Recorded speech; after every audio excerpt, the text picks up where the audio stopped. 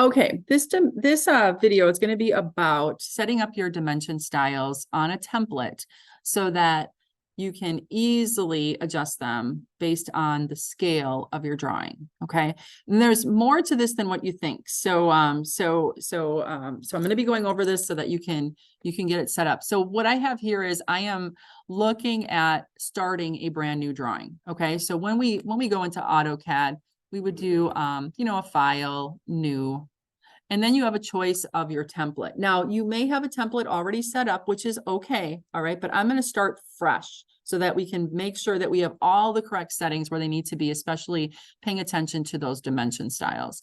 So I'm going to go up to just kind of the ACAD one that we used to use.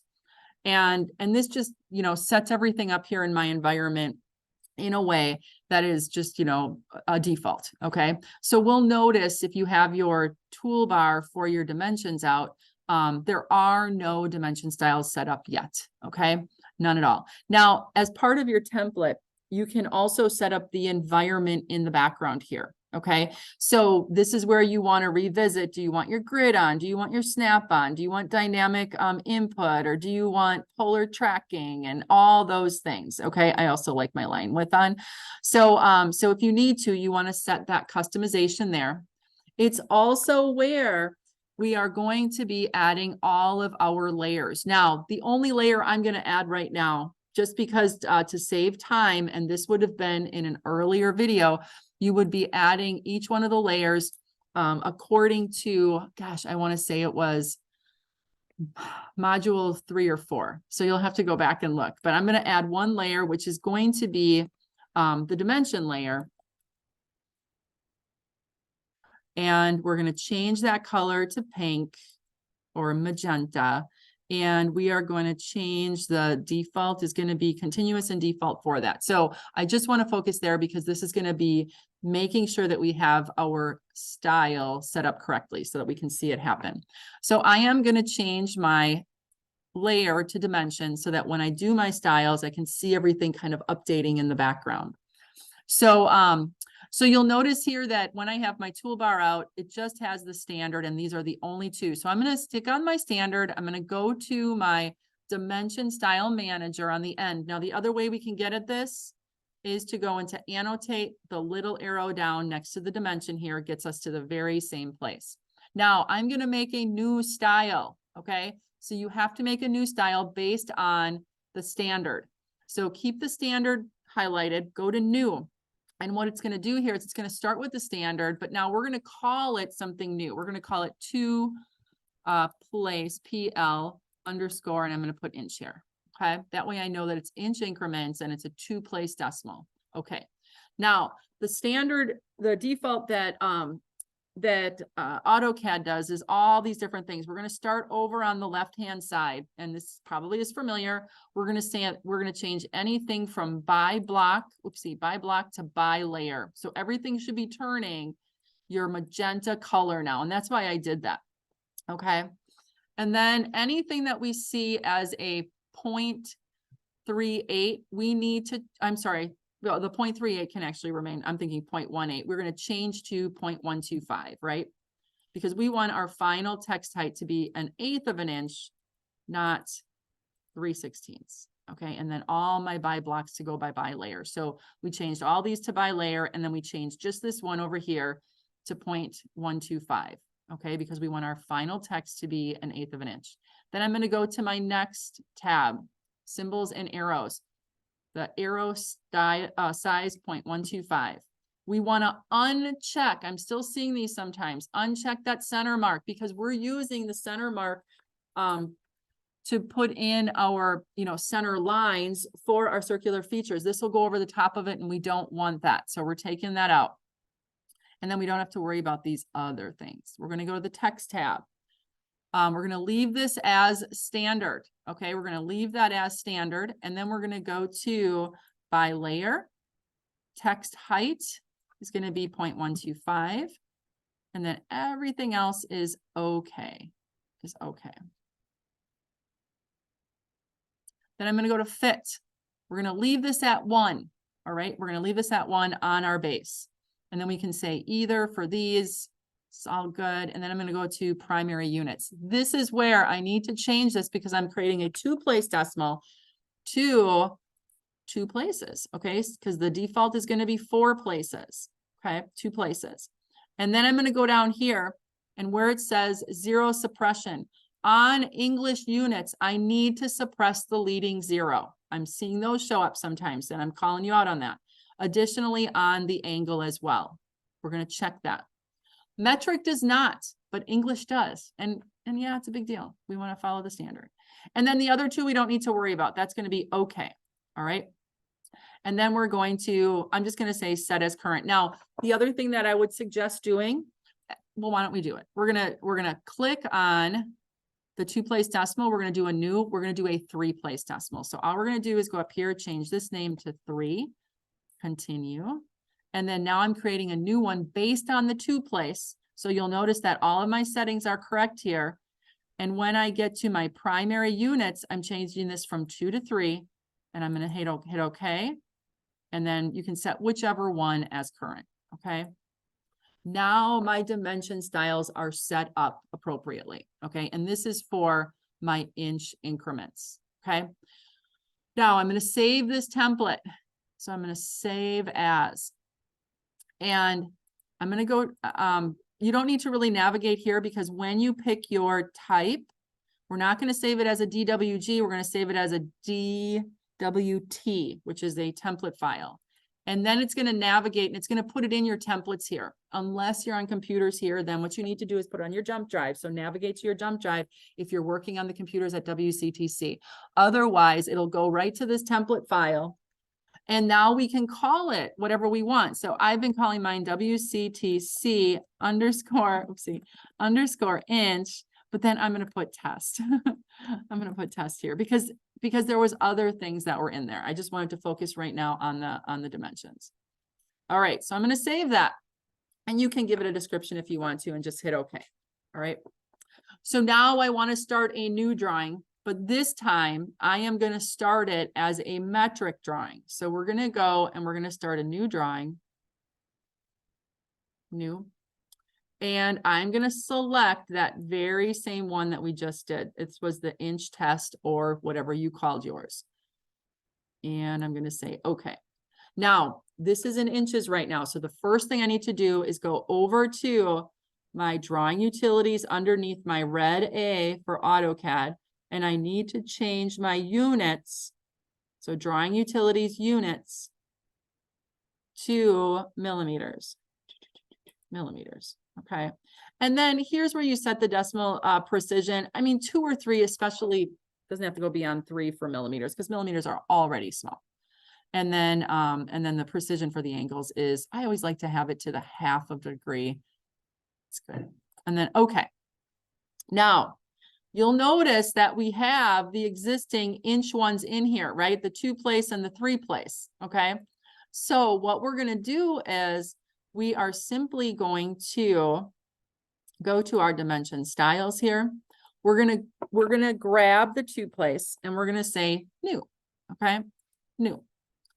And we're going to change this to 0-place millimeters, mm, okay? Now, by using that old one, it's going to remember all the bilayer stuff and that kind of thing, okay? So I'm going to say continue. Okay, so we're going to start over on the left tab for our lines, and then everything here is reflected in what we had for that 2-place. But where we need to pay attention here is anywhere that there is an inch dimension, we need to convert to metric, okay? So, for instance, on the 0.125 here, okay, if we take 0.125, we need to multiply that by 25.4 to convert it to our millimeters. So that the millimeter drawing now, because it's in millimeter units, we want it to have a final height that's going to have the same height as 1/8 of an inch. And then 1/8 of an inch is 3.175 millimeters. Okay. Now we want to do that very same thing for a 1/16 of an inch. And these went really crazy, right? They went crazy, right? So if you don't change that to 0.12 or from 1.125 to 3.125, that's where you don't get an extension beyond your beyond your arrowhead. That's the one. And then this one, offset from the origin, this is your gap. Okay, so we want that to be a 16th of an inch. So we're going to go 0.6 or 0.0625 times 25.4, and that's 1.5875 or 1.6. Okay, totally fine if you round that. Okay, so those are changed. Now we're going to go to symbols and arrows, and here there's a 0.125. We need to change that to 3.175. And these are okay because they have, for the dimensions, they're totally good. Text 3.175. I think that's good. Oh, why is there a box around that? Oh, I don't want a frame around there. Must have done that. So I'm looking. Now notice that my dimensions now are starting to look normal, right? They look the way they're supposed to. And then fit, we can leave all this, leave it on a scale of 1. And then primary units. This is where we change it to no decimal places, no decimal places. And then we uncheck the leading zero suppression, uncheck it for metric. And then we hit OK. All right. And now we see, we look at it, we just kind of look at it. Okay, that looks good. Looks good. Okay. And we can set as current. Now we're going to do this one, and we're going to do a 1 place decimal for the metric. So we're going to click on the 0 place. We're going to modify that. And now all of the things that we needed to change size-wise are updated. And the only thing that we need to change are our primary units are going to go to 1 place. And then we're going to hit OK. Now, what are we going to do with these other ones? There's this, shoots. What did I do? Oh, I know what I did. I modified mine. I'm going to go back to 0. I am so sorry. I needed to make a new from that. Whoopsie. I don't want to modify. Cancel. I need to make a new from that one. I need to make a 1 place. Continue. Now I'm going to change my units to 1 place. There we go. Sorry about that. So I have the 2 that I want to keep here are the 0 place and the 1 place millimeters. I want to get rid of this one. And this one, the 2 place and the 1 and the 3 place inch. All I'm going to do is select it, right click and say delete, and it's going to go away. And then I'm going to do the same thing for the 3 place. Whoopsie. Select it, right click, delete. And then it's not even there as an option. Okay. Annotative, we never, ever, ever click, and we're not going to use the standard because that's going to be those 4 places. So I know right away if you didn't change this. Okay. So what you want to do is you want to put it, most often the 0 place is going to be the one that's active. So set that as current right now. Okay. Because that way it will be the current one when we save our new template. Okay. So now you've got the 0 place and the 1 place for the metric. And then again, you want to revisit, make sure that your setups in the background are all good. And most importantly, make sure it's worth a double check that your units are in millimeters. Okay. So mine are. Now I can do my file, save as, and it's going to be another template. So arrow down here to your template file. And then you're going to name this WCTC _ this one is millimeters. And I'm going to put test in back of mine. Okay. And then, okay. And now you've got these set up. So now this is where you want to start. This is where you want to start. Now, unfortunately, if you've got your application problems drawn and you didn't do that, you can't just use this new template and it's going to automatically update, unfortunately. But now you know the settings that you have to go in and change. Okay. And then once you have those changed, for instance, when I bring in a border, oh, I don't have the border layer. That's okay. I insert, I'm going to pull in a border. I'm going to pull in my B-size border. Okay. And I'm just going to come down here and it's going to be on the wrong layer. I know. It's going to be here and I'm going to bring it in at 2. Okay. 2 times. So I'm going to do my scale. It's asking me for my scale. I want it to be 2 times as large. I'm going to fill in my information, blah, blah, blah, blah, blah. Okay. And now my border is on here, right? And it is at a scale of, oh, I should have put that in correctly. It's at a scale of 1 to 2. Okay. Sorry, I went past those. But so now when I add dimensions, if I do it right now, okay, I'm going to put my dimension in 0 place. That's fine. A linear dimension. Okay. We're going to put one here to here. The text is smaller than what's in the title block, right? because that scaling is at 1. So all I got to do is I can go to, all right, let me go to the dimension manager. I'm going to go to modify. And now I'm going to go to the fit tab. And all I'm going to do is change that scale to the number 2, because that's what I pulled my border in at. That's why I have to do my border first. And then that scale goes along with it. Then I'm going to say, okay.